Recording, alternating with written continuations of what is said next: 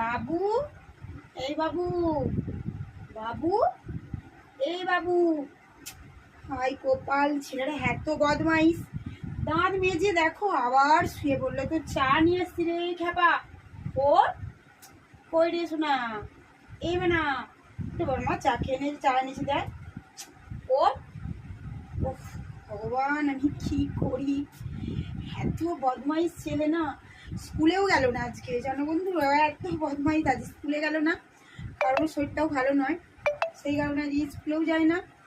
দেখো দাঁত ব্রাশ করে কেউ না, কোনো ছেলে কেউ শয়, আবার শুয়ে পড়লো। আমি কি করব?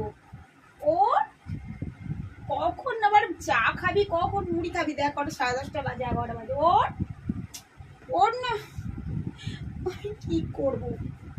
ওই আমি নিয়ে পালিয়েছি চা, থাক, ও খাবে না, দেখো ভালো লাগছে না।